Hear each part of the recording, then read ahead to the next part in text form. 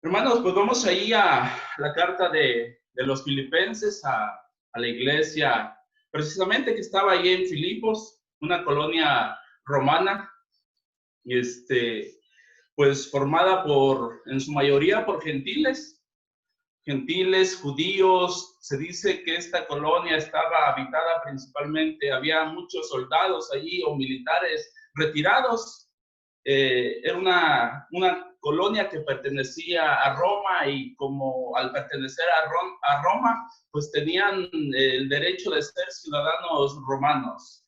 Entonces, por eso Pablo hace una mención que deberían comportarse llamando a la iglesia como ciudadanos del reino. Y no hacía referencia principalmente a a Roma, sino a nosotros como iglesia, y nosotros sabemos que somos ciudadanos no de esta tierra, sino del cielo por la voluntad de Dios. Vamos a entrar en materia, hermanos. Vamos a leer nuevamente ahí la palabra de Dios. Dice: Pablo y Timoteo, siervos de Jesucristo, a todos los santos en Cristo Jesús que están en Filipos, con los obispos y diáconos. Gracia y paz a vosotros, de Dios nuestro Padre y del Señor Jesucristo.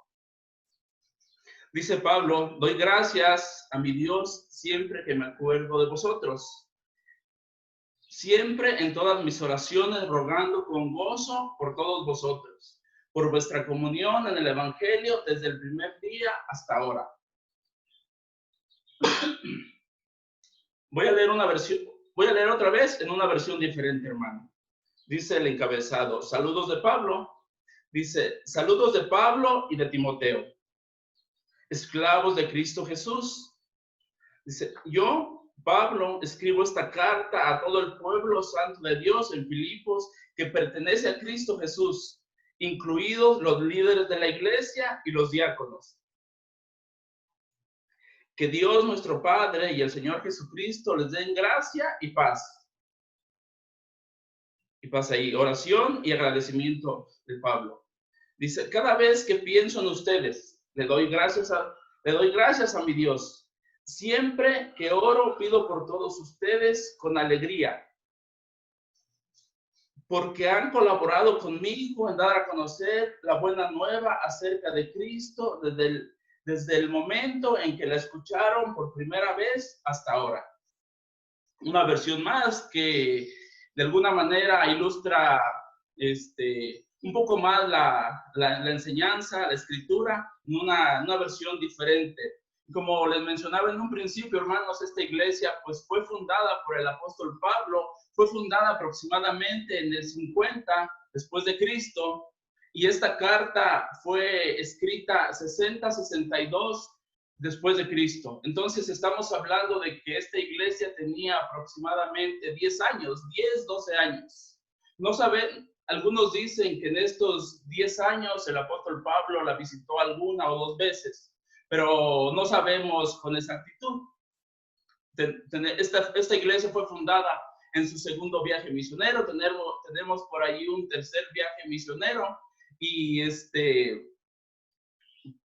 sin duda alguna podemos coincidir con los que opinan que sí fue visitada. Yo les decía en un principio que esta iglesia se nos narra en Hechos 16 cómo es que fue iniciada. Inició con una mujer que se llamaba Lidia, vendedora de púrpura. También por ahí hay, pensando en los nombres que resaltan en esta carta, pues tenemos por ahí a una joven endemoniada que fue liberada. La escritura no nos dice que formaba parte de la iglesia, pero como obraba Dios y como obraba Jesús, y sin duda alguna como obraba Pablo a través del poder de Dios, pues creemos que Dios hace una obra completa y no solo te libera de lo que está aquejando en el momento. Dios va más allá de aquí y ahora. Y nosotros en ese sentido, pues batallamos un poco, porque nosotros muchas de las veces entramos las buenas nuevas en el presente nada más. Y nuestra preocupación puede ser personal o puede ser por los demás, también está muy anclada aquí a la tierra, pero vemos que cuando Dios obra, pues está pensando en la eternidad. Y sin duda alguna esta muchacha formaba parte de la iglesia de los Filipos. También vemos por ahí el carcelero. Y de una manera general, hermanos, así es como inició la iglesia de los filipenses. Aparece por ahí. En Hechos no habla de Epafrodito, pero se cree, algunos comentaristas creen que Epafrodito era el pastor de la iglesia de los filipenses. No estamos seguros, pero este nombre es el que resalta en la carta esta que podemos ver. Es interesante porque esta carta es muy personal del apóstol Pablo. Las cartas del apóstol Pablo tenían la función de ser una carta que debería ser leída en todas las iglesias. A diferencia de esta de los filipenses, pues esta se cree que era una carta exclusivamente para la iglesia, por el vínculo que tenía la iglesia con Pablo y Pablo con la iglesia. Pablo mostraba un amor especial por esta iglesia. Y hay razones por las cuales Pablo amaba de una manera diferente. Ahora no estamos diciendo que Pablo no amaba a las demás iglesias, pero sentía algo especial por la iglesia de los filipenses. Pablo no a todas las iglesias les recibía monetariamente. Y el hecho de que no le recibiera monetariamente, había una razón, había quien criticaba a Pablo de no ser apóstol y también había quien lo criticaba, no solo de no ser apóstol, sino de que no trabajaba. Entonces, esta es una de las razones por las cuales Pablo no recibe dinero de las demás iglesias, y de la iglesia de los filipenses sí. Y esta es la razón por la cual Epafrodito viajó a Roma para animar a Pablo y apoyarle económicamente. Y por ahí vemos en el capítulo 4, versículos 11 o 10 en adelante, el tema de los dineros, pues. Entonces dice que al viajar Pablo, Epafrodito, a Roma a llevarle dinero a Pablo, enfermó estando allá, y enfermó al grado de casi morir.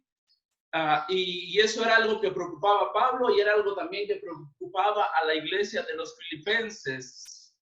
Y dice Pablo que Dios quiso no añadir tristeza a lo que él ya estaba experimentando, y finalmente Epafrodito fue librado y lo regresa a la iglesia de los filipenses con la carta esta de los filipenses. Se cree que había una distancia aproximadamente de 1,300 kilómetros de Filipos a Roma, donde estaba Pablo.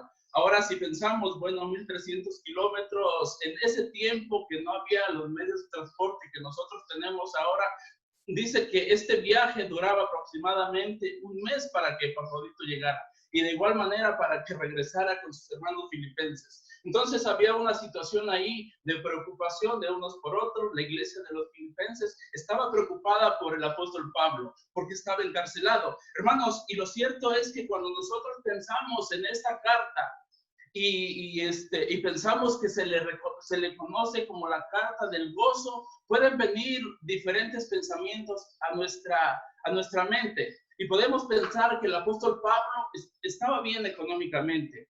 Podemos pensar que el apóstol Pablo gozaba de salud. Podemos pensar que el apóstol Pablo tenía una esposa y tenía unos hijos, tenía una casa y tenía un buen trabajo.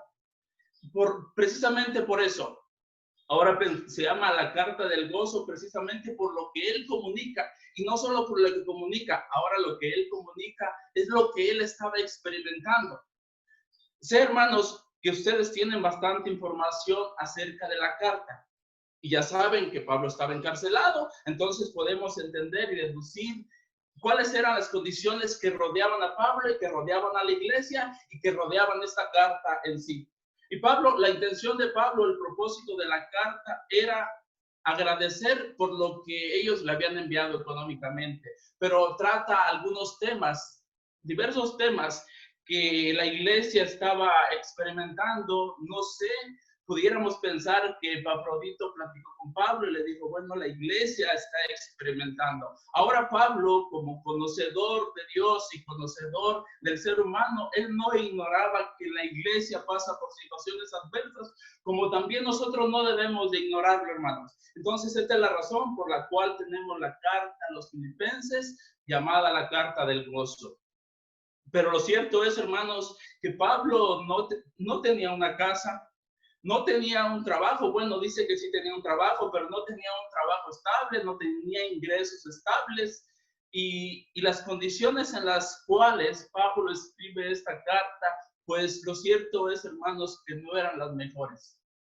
A lo mejor para nosotros, tal vez si nosotros hubiésemos escrito una carta en este lugar, la carta no tuviera el contenido. Ahora, en el último de los casos, hermanos, no vamos a confiar en lo que, en Pablo en sí como persona. Vamos a confiar en lo que Dios hace a través de la vida de una persona, a través del apóstol Pablo, y que finalmente anima y fortalece a los filipenses. Y en esta carta, curiosamente, no se nombra el tema del pecado.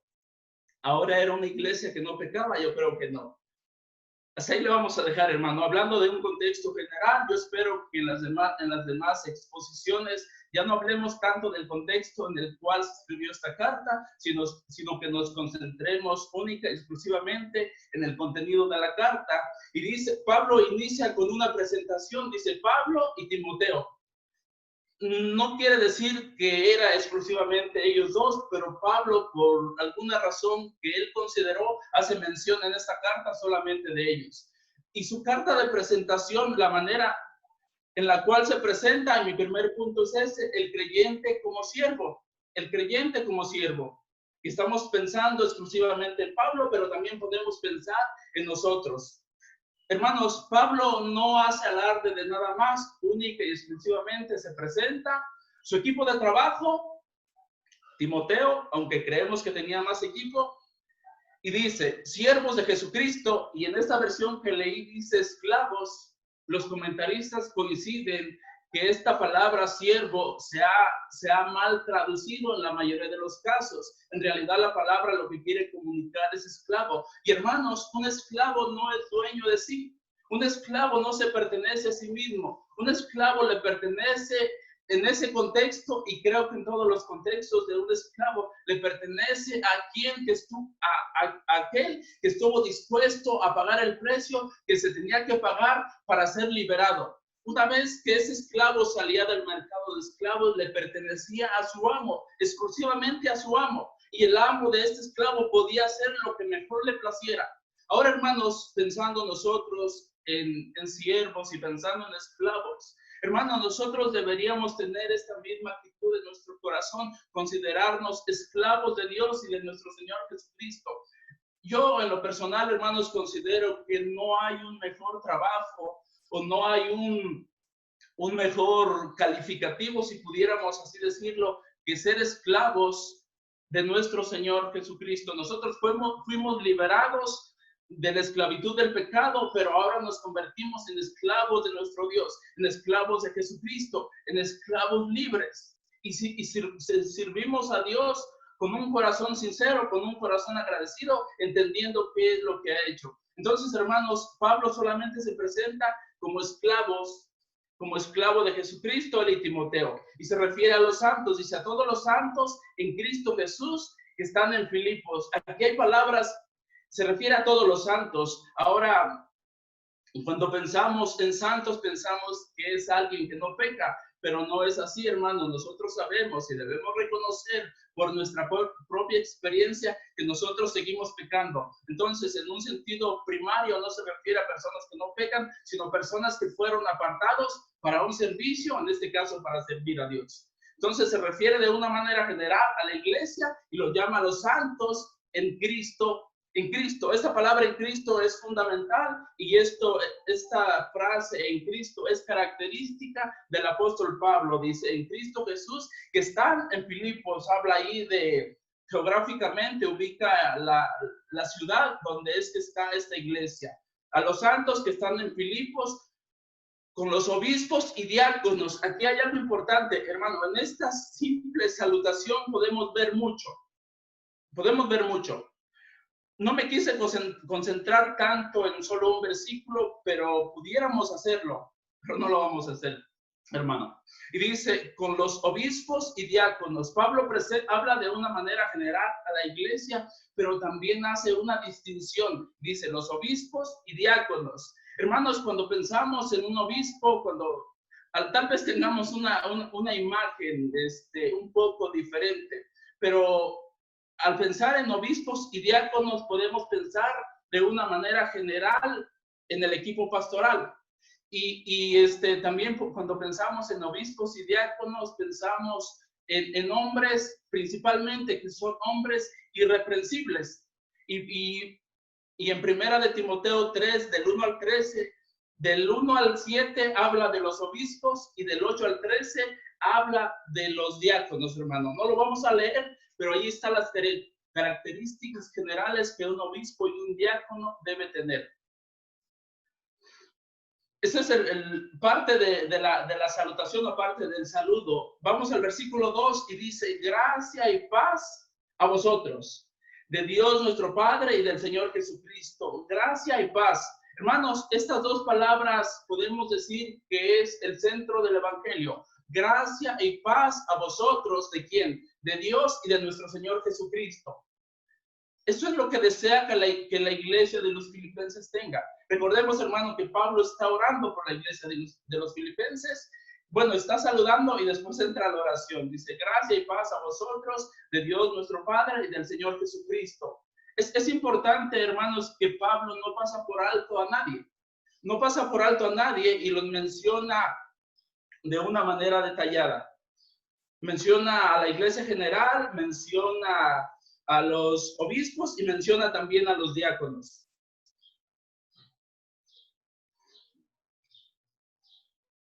Hasta aquí Pablo se ha presentado él y ha presentado su equipo de trabajo. Ahora dice, gracia y paz a vosotros de Dios nuestro Padre y del Señor Jesucristo. Mi segundo punto es, la paz es el resultado de la gracia de Dios. Este es el orden, hermano. Gracia y paz, no viceversa, no es paz y gracia. Sabemos, hermano, que nosotros podemos tener paz en nuestro corazón porque sabemos, la Escritura testifica que hemos sido reconciliados con Dios. Entonces, esta es la razón y este es como el centro del Evangelio. Es el centro del Evangelio. Gracia y paz a vosotros. Y Pablo hace un recordatorio de lo que tenemos como hijos de Dios únicamente en Cristo por medio del Evangelio.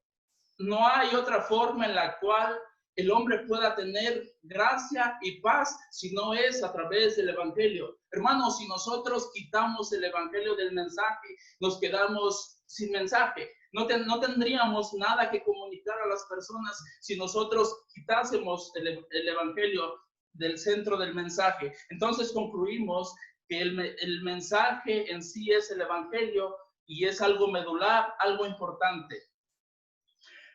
Mire, dice, hay tres tipos de paz. Tenemos paz con Dios. Primer tipo de paz con Dios. Y le voy a pedir que vayamos a Romanos 5, del 1 y 2. Ahí acompáñenme, hermano. Romanos 5, 1 y 2. Y esta es la razón por la cual tenemos paz con Dios. Paz con Dios. Dice de la siguiente manera, justificados pues por la fe, tenemos paz para con Dios por medio de nuestro Señor Jesucristo. Y justificados habla de que hemos sido declarados justos delante del tribunal de Cristo, no por lo que nosotros hayamos hecho, sino por lo que Jesucristo hizo en la cruz del Calvario. Hermanos, la ley nos buscaba como transgresores, porque habíamos transgredido la ley. Y dice, justificados pues por la fe, tenemos paz para con Dios por medio de nuestro Señor Jesucristo. Entonces ahí dice que es por gracia y es por fe. Y como resultado de la fe tenemos paz para con Dios. Quiere decir que nosotros estábamos enemistados con Dios. Es importante, hermanos, entender que no es Dios quien está enemistado. Nosotros nos enemistamos con Él porque voluntariamente desobedecimos. Nosotros voluntariamente desobedecimos y estábamos enemistados con Dios. No había una relación y, hermano, la realidad es que si el hombre muere enemistado con Dios, pasará la eternidad sin Dios. Yo sé que de esto que estoy hablando, pues no es la primera vez y sin duda alguna no será la última vez, pero hermanos, este es el centro del Evangelio. Y tenemos que descansar en eso. Nuestra paz debe descansar única y exclusivamente en eso. Dice el 5:2, dice, por quien también tenemos entrada a la fe, a esta gracia en la cual estamos firmes. Y nos gloriamos en la esperanza de la gloria de Dios. La gloria de Dios son sus atributos. Todo lo que Dios es, a eso se refiere. Dice, nos gloriamos en la esperanza de la gloria de Dios. Aquí hay algo importante, dice, por quien también tenemos entrada a la fe, por la fe a esta gracia. ¿A qué se refiere cuando el apóstol Pablo dice a esta gracia? Dice que esta gracia se refiere a la condición, una condición propicia en la cual nosotros podemos entrar a la presencia de Dios de una manera libre cuando queramos. Dice, a eso se refiere, dice, entramos a esta gracia. Antes no podíamos entrar, a lo mejor no lo entendíamos, pero lo cierto es que el hombre no podía accesar a la presencia de Dios. Entonces dice que tenemos entrada a esta gracia. Y cuando dice esta gracia se refiere a eso, que podemos entrar a la presencia de Dios cuando queramos, únicamente por medio de Jesucristo. A eso se refiere, dice, gracia y paz a vosotros. Ahora dice, aquí hay algo importante. ¿De quién? De Dios nuestro Padre y del Señor Jesucristo. Ahora tenemos paz con Dios, pero también tenemos paz de Dios. El resultado de haber sido justificados y reconciliados. Ese es el resultado. Ahora, hermanos, nosotros entendemos qué es lo que ocurrió en la salvación y esa es la razón por la cual podemos tener paz en nuestro corazón. Esa es la razón por la cual podemos tener paz en nuestro corazón. Hermanos, no es posible estar en paz con Dios sin antes haber venido a Jesucristo en fe y en arrepentimiento. Eso no es posible, hermanos. Dice, el resultado de haber sido justificados y reconciliados es ese, que fuimos justificados. Dice, nadie puede y no debería sentir paz sin antes haber sido reconciliado con Dios. Hermano, si alguien argumenta que puede tener paz con Dios sin haber sido reconciliado, lo cierto es que no es verdad, no es posible. Esta paz no es una paz genuina, no es una paz que viene de Dios. ¿Por qué? Porque hay una enemistad entre Dios y el hombre. Entonces, hermanos, hablando de la reconciliación, me gustaría que viéramos en 2 de Corintios 5, 17 al 21, hablando de la reconciliación, cómo es que fuimos reconciliados, y dice, de modo que si alguno está en Cristo, nueva criatura es, las cosas viejas pasaron, y aquí todas son hechas nuevas. Un versículo muy conocido, de modo que si alguno está en Cristo, nueva criatura es. Dice, todo esto proviene de Dios. El origen de esto es Dios, quien nos reconcilió consigo mismo. ¿Por quién, hermanos? Por Cristo. No solo eso, no solo fuimos reconciliados. Y dice, y nos dio el ministerio de la reconciliación. Y luego dice el 19, que Dios estaba en Cristo, otra vez ahí la palabra importante, reconciliando consigo mismo al mundo, no tomándole en cuenta a los hombres sus pecados, y nos encargó a nosotros la palabra de reconciliación. Dice, así que somos embajadores en nombre de Cristo, como si Dios rogase por medio de nosotros. Os rogamos en nombre de Cristo, reconciliaos con Dios.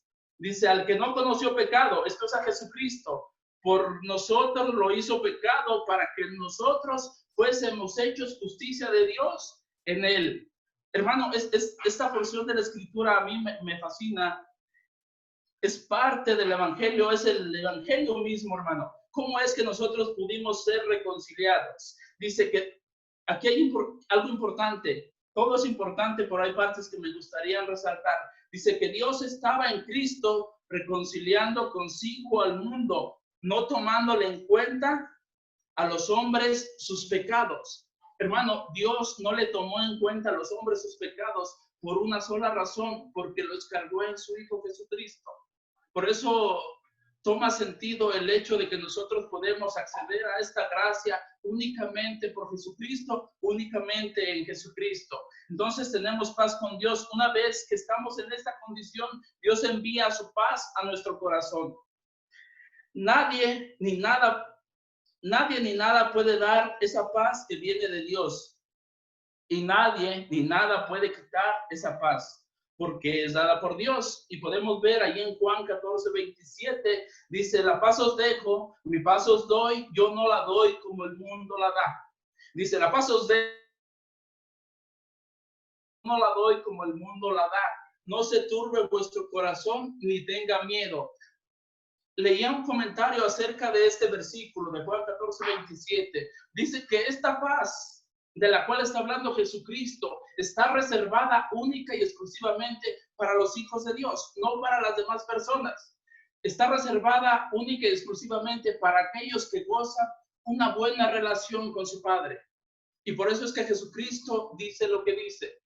Mi paz os dejo, mi paz os doy, yo no la doy como el mundo la da. Hace una comparación a la paz que ofrece el mundo y la paz que Él da. Y luego dice, no se turbe vuestro corazón ni tenga miedo. Son palabras importantes que vienen de Dios, que nos ayudan ahí en nuestro corazón a sentir confianza, a sentirnos confiados. Entonces tenemos este segundo tipo de paz. Ahora, únicamente cuando tenemos paz con Dios y paz de Dios, podemos tener paz con nuestros hermanos. Hermano, un corazón que no está en paz con Dios es un corazón que no podrá estar en paz con los demás. ¿Podemos fingir paz? Yo creo que podemos fingir paz, pero si nuestro corazón no está como debería estar delante de Dios, lo cierto es que no podemos tener paz. Dice, y esa es la paz. Ese sería como tercer aspecto de la paz, el poder estar en paz con nuestros hermanos, poder estar en paz con nuestros vecinos, aunque entendemos, hermanos, que hay momentos en los cuales esta paz como que no la podemos percibir, pero cuando nosotros no podemos percibir esta paz, debemos analizar nuestro corazón y ver qué es lo que no está funcionando como debería estar funcionando. Y lo cierto es, hermanos, que cuando no podemos experimentar la paz con los demás, o cuando no podemos experimentar la paz de Dios, hay algo ahí en nuestro corazón que debe ser quitado. ¿Qué podemos hacer? Bueno, hermanos, si ya hemos sido reconciliados con Dios, podemos ir nuevamente a la presencia de Dios, porque ya hemos sido reconciliados, ya hay una relación de padre a hijo. Podemos ir y arrepentirnos, pedir que nos perdone, pedir que nos ayude, pedir que nos fortalezca para que esa paz regrese, sabiéndonos que somos sus hijos. Vamos allí a nuestro tercer punto, hermano. Dice, y pensando en el apóstol Pablo, hermanos, es importante que nos metamos en la carta, en el contexto de la carta y en el contexto de la iglesia para poder entender de una manera clara por qué es que Pablo expresa lo que expresa. Y dice en el 1:3, dice, doy gracias a mi Dios siempre que me acuerdo de vosotros. Dice Pablo, posiblemente Pablo no estaba pensando en todo momento en los filipenses, ni nosotros lo hacemos, el estar pensando todo el tiempo en la iglesia, aunque deberíamos. Pero Pablo dice, siempre que me acuerdo de ustedes, el hecho de que la iglesia de los filipenses viniera al pensamiento de Pablo era una razón para dar gracias a Dios. Eso es lo que dice en el versículo 3. Dice, doy gracias a mi Dios siempre que me acuerdo de vosotros. Hermanos, es natural que el apóstol Pablo sintiera en su corazón lo que sentía por la iglesia de los filipenses. Ahora el apóstol Pablo era alguien que era correspondido, y de igual manera la iglesia de los filipenses era alguien que era correspondido de parte de su fundador.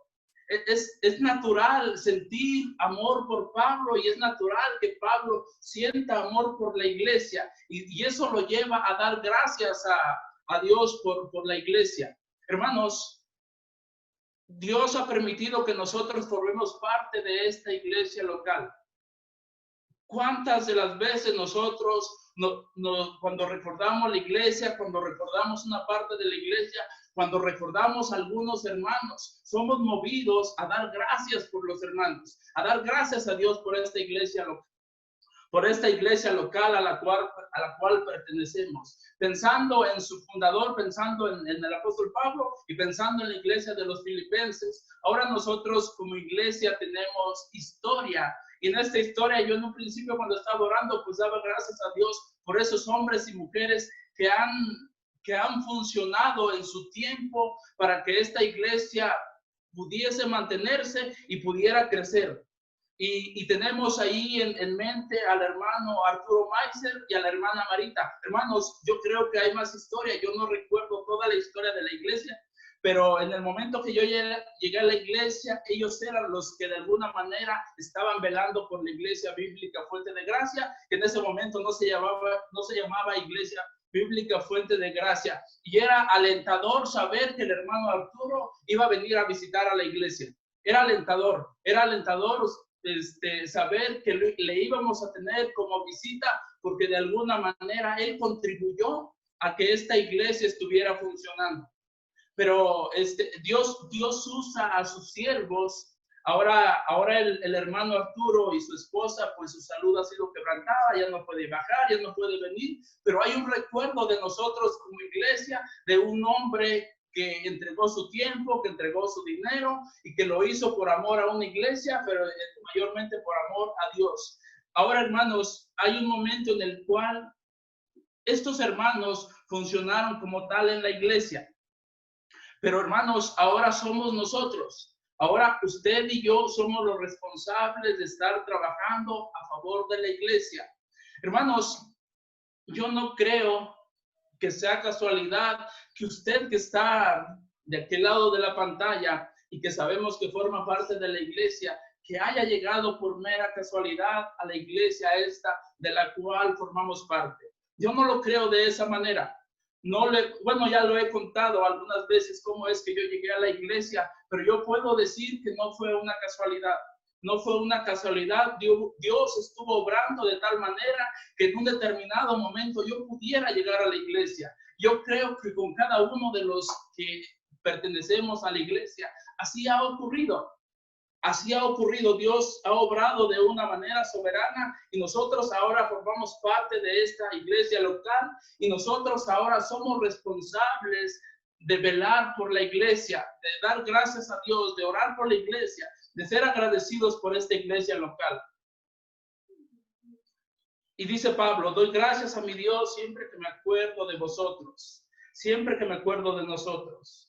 Vamos a mi cuarto punto y último, hermano. Dice constancia y claridad en la oración. Ahora Pablo, mire, Pablo está diciéndole a la iglesia de los filipenses por medio de una carta qué es lo que él hacía a favor de la iglesia, y ya hemos visto varias cosas hasta aquí.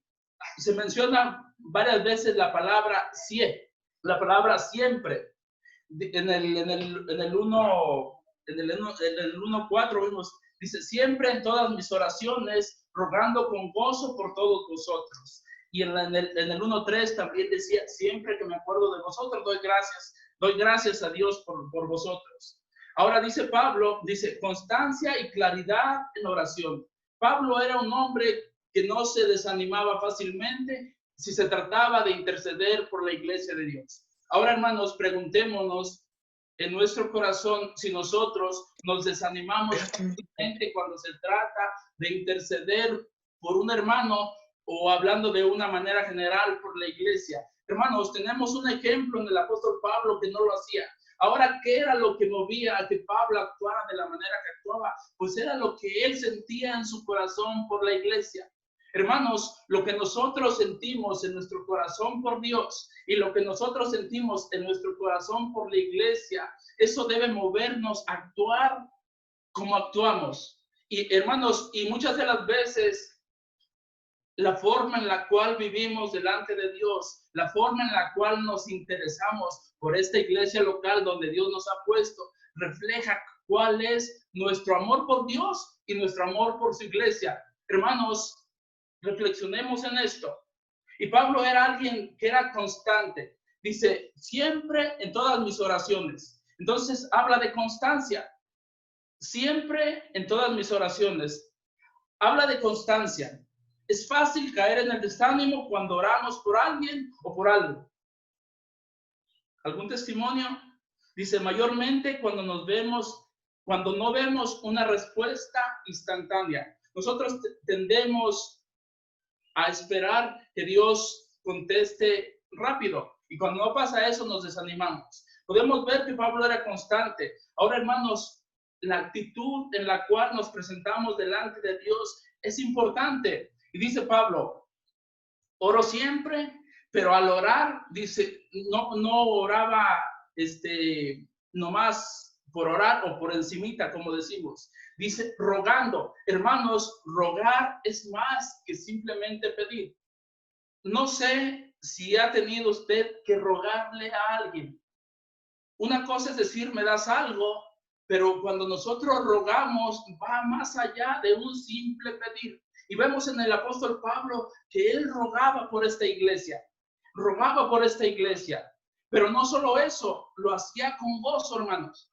Era un hombre que estaba siempre delante de Dios, o siempre que oraba por los filipenses, y lo hacía de una manera diferente a solo pedir. Dice, rogando, pero dice, y a eso no es suficiente el rogar, sino que le agrega con gozo.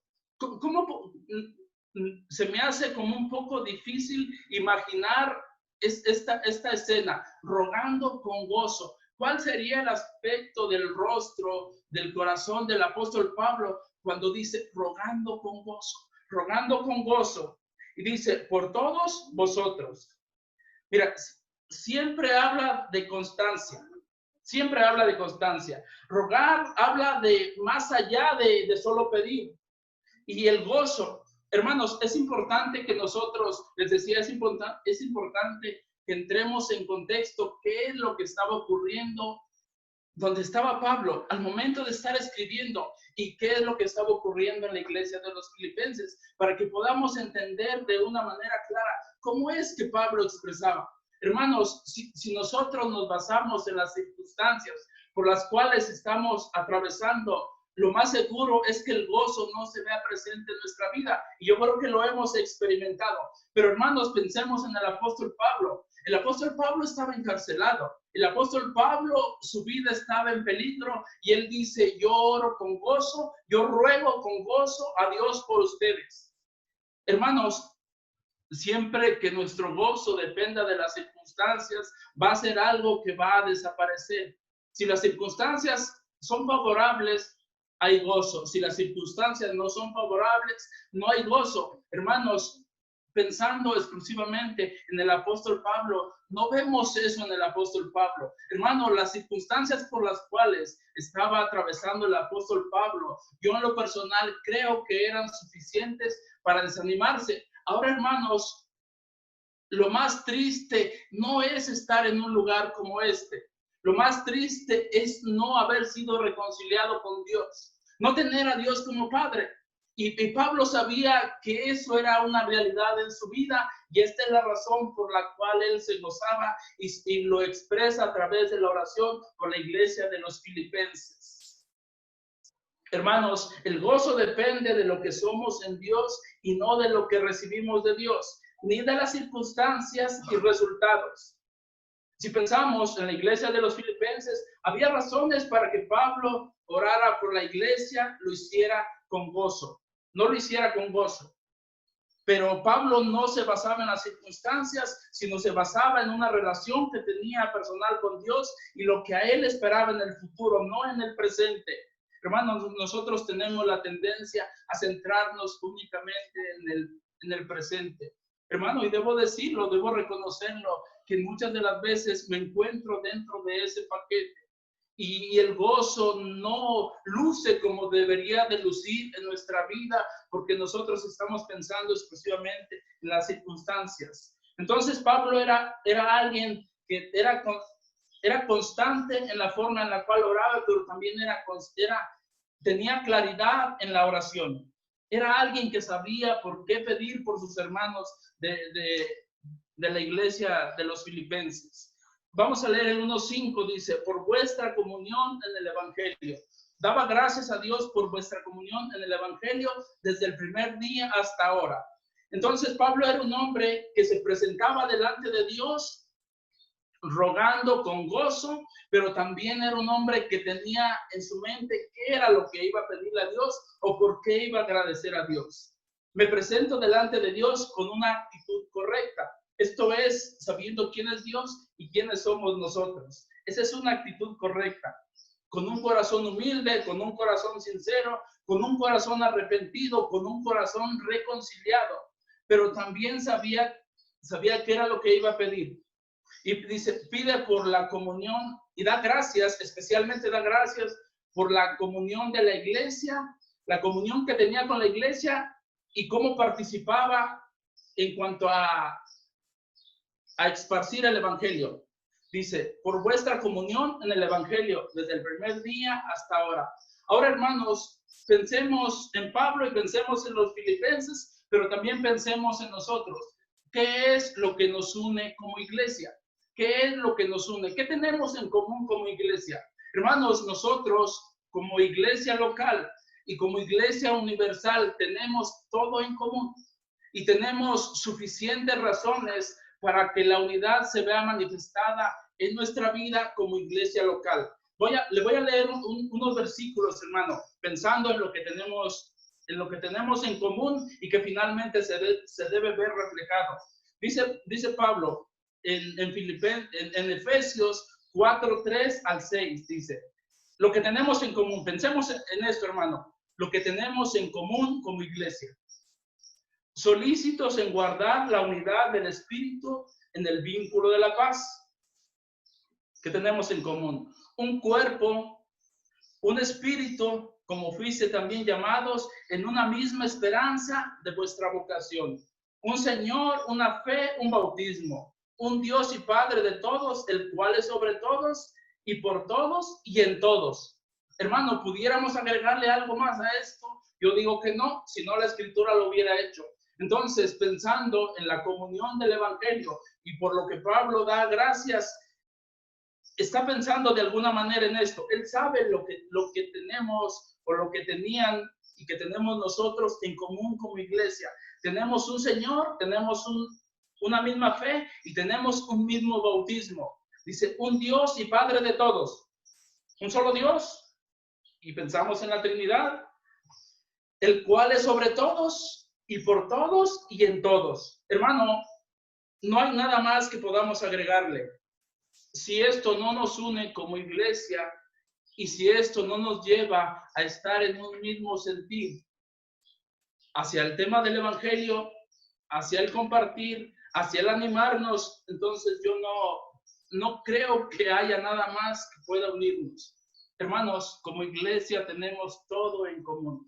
Tenemos lo necesario para poder salir victoriosos, para poder ser prósperos, no en lo económico, sino en lo espiritual como iglesia. ¿Hay cosas por hacer? Claro que hay cosas por hacer.